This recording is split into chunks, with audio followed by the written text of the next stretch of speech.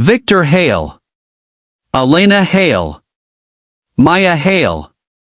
Victor Hale, the name once whispered with envy, a billionaire father, a $5 million mansion perched above the city like a crown, now surrounded by eviction notices and flashing red lights. The night begins with suitcases by the door, court papers scattered across marble floors, creditors closing in, pride bleeding out slowly.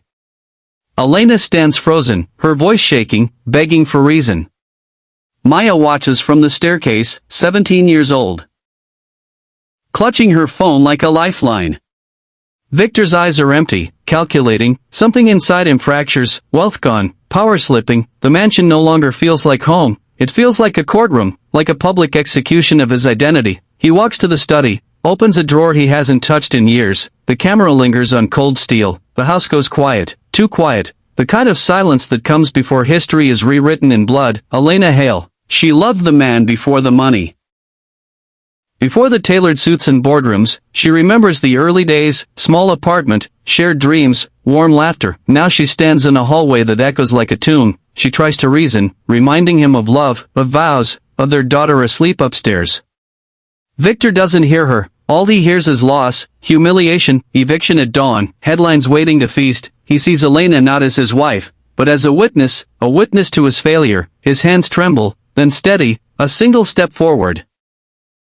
Elena's eyes widen. She realizes too late, this is not a threat, this is an ending. The sound is sharp, final. The walls absorb her scream, the mansion absorbs her blood. The house that once symbolized success now seals her fate forever. Maya Hale. She hears it from her room, a sound that doesn't belong in a home. Fear crawls up her spine. She texts a friend, types help then deletes it. Footsteps climb the stairs, slow, deliberate, like a countdown. She hides behind her bedroom door, heart hammering, remembering her father's smile, his promises, college funds, vacations, safety. The door opens. Victor stands there, eyes hollow, weapon heavy in his hand.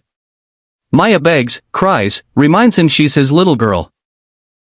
That she still believes in him. For a moment, just a moment, he hesitates, then the weight of eviction, disgrace, and control crushes that pause. The sound echoes louder than before. The future dies in a pink bedroom filled with posters and dreams. Detective Rowan Pierce arrives to a scene that feels staged, too neat, too quiet. The rich man sitting calmly on a leather couch, hands resting on his knees, weapon placed carefully on the table.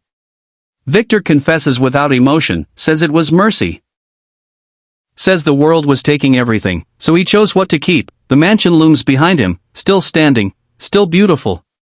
Rowan walks through the house, notes the blood patterns, the angles. Something feels wrong. The eviction papers dated tomorrow, not today, a detail that refuses to stay silent. Victor should have had one more night, one more chance.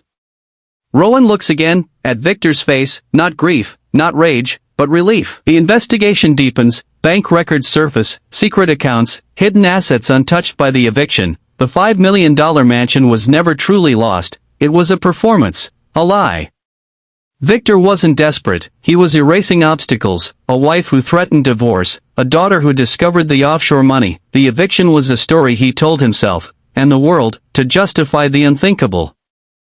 Rowan realizes the truth too late. The motive wasn't loss, it was control. The desire to end the narrative on his terms, even if it meant ending lives. Victor Hale smiles in the interrogation room, because he knows the final twist. The mansion will never be sold, the money was never gone, and the greatest crime wasn't murder, it was the lie that he was ruined, when in reality, he killed to remain rich forever.